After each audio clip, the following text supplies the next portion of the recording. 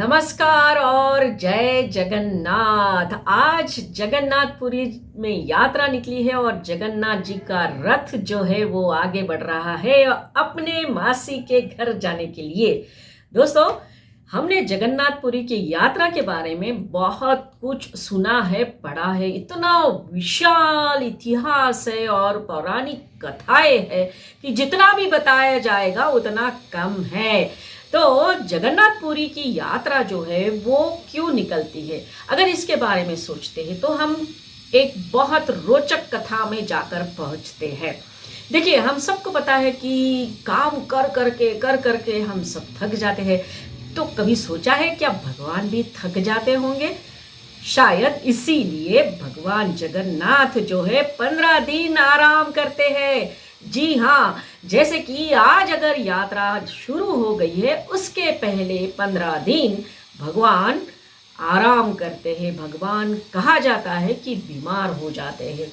भगवान जगन्नाथ का अवतार ही इसीलिए हुआ है कि वो भक्तों की रक्षा करे, भक्तों को पाप से मुक्त करे। अब इतना बड़ा कार्य कर रहे हैं तो कहीं ना कहीं वो भी तो थकेंगे। इसीलिए भगवान जगन्नाथ 15 दिन आराम करते हैं और फिर जिस कक्ष में वो रहते, शयन कक्ष में रहते हैं, उस दौरान उस कक्ष में उनके ऊपर उपचार किए जाते हैं और कई औषधियाँ उनको खिलाई जाती है।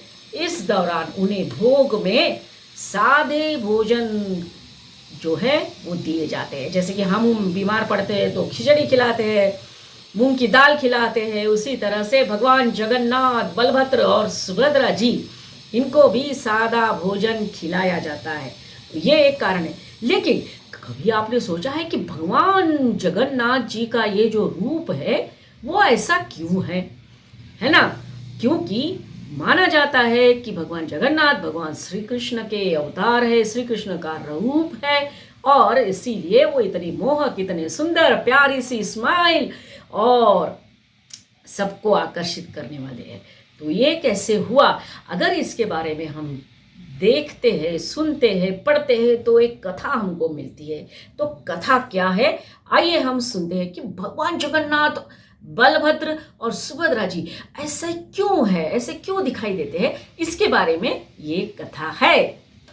तो भगवान जगन्नाथ जी का ये रूप ऐसा क्यों है? आंखें बड़ी बड़ी और हाथ ऐसे, पैर दिखते नहीं है, प्रसन्न चेहरा, कितनी खुशी उनके चेहरे पे झलकती है।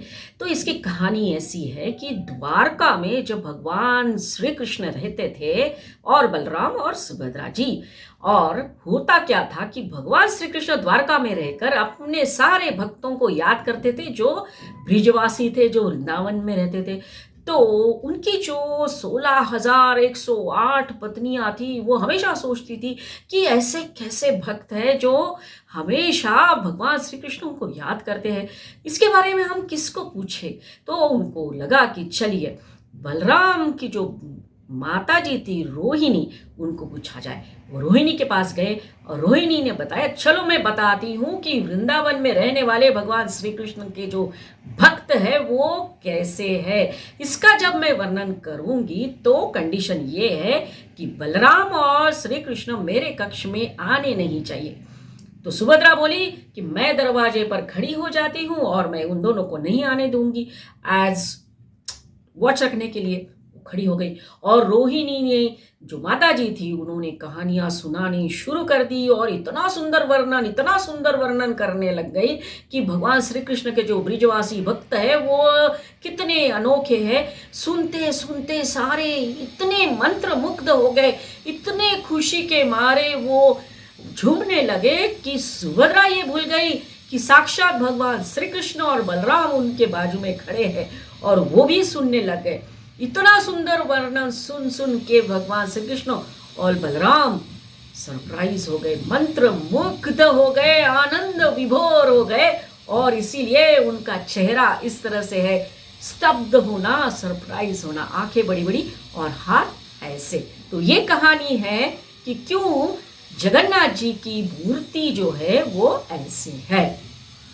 तो आगे हम आपको बताते हैं कि इसके क्या अर्थ निकलते हैं। जगन्नाथ जी जब रथ यात्रा पर निकलते हैं तो उसका मतलब ये है कि वो हमेशा भक्तों को मिलने के लिए तैयार होते हैं और इसीलिए लाखों लोग जगन्नाथपुरी में दर्शन करने के लिए जाते हैं जब रथ यात्रा निकलती है। जैसे हमने बताया कि 15 दिन वो बीमार रहते हैं, उसके बाद आज वो रथ में सवार होकर, मतलब भगवान जगन्नाथ, बलराम और सुभद्रा जी वहां से निकलते हुए अपनी मासी के घर, मतलब गुंडीचा देवी में जो मंदिर है, गुंडीचा टेम्पल है, वहां जाते हैं मासी के घर आराम करने के लिए, हम कह सकते हैं एंजॉय करने के लिए।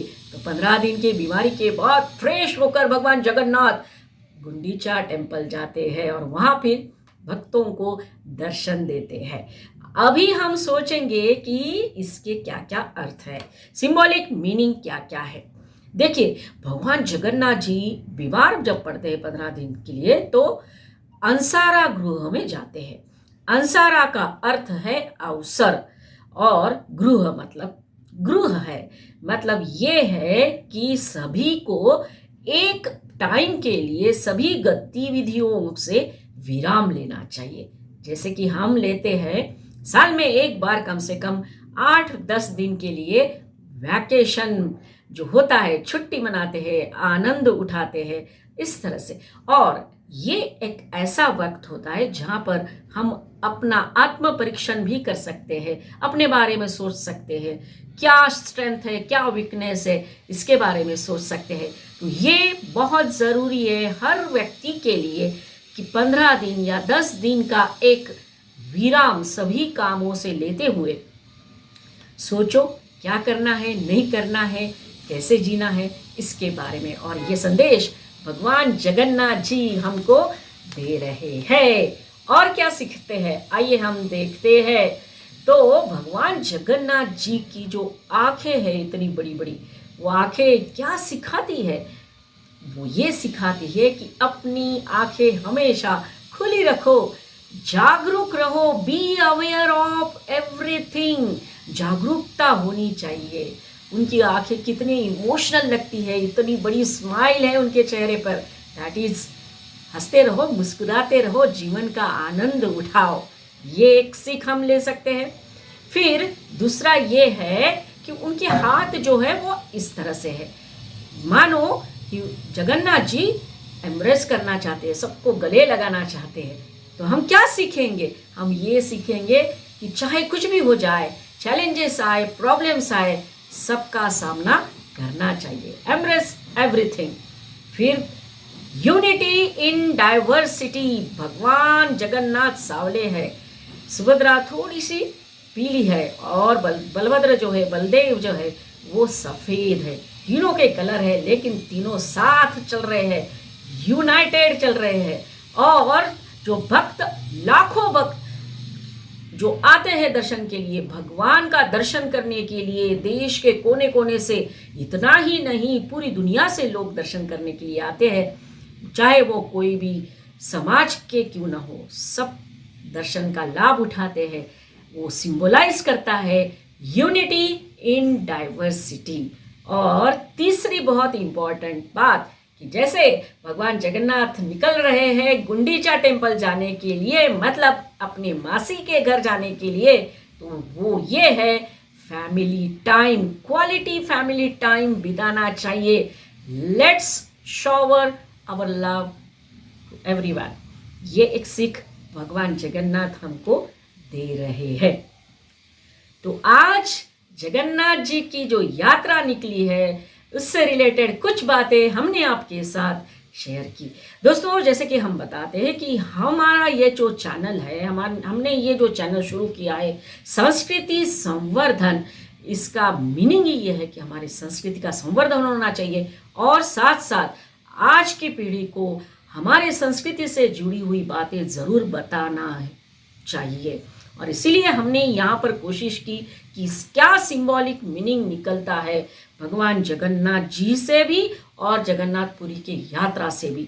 तो आप भी हमारे प्रयास में जुड़ जाइए। अगर आपको आज का हमारा ये वीडियो अच्छा लगा हो तो शेयर करिए। जिन्होंने हमारा चैनल अभी भी सब्सक्राइब नहीं किया है तो ज़रूर सब्सक्राइब कर लीजिए। और भगवान जगन्नाथ सबको खुशी दे, सुख दे, समृद्धि दे और साथ साथ ज्ञान दे, यही हम प्रार्थना करेंगे। जय जगन्नाथ। अगली बार फिर मिलेंगे, तब तक के लिए धन्यवाद।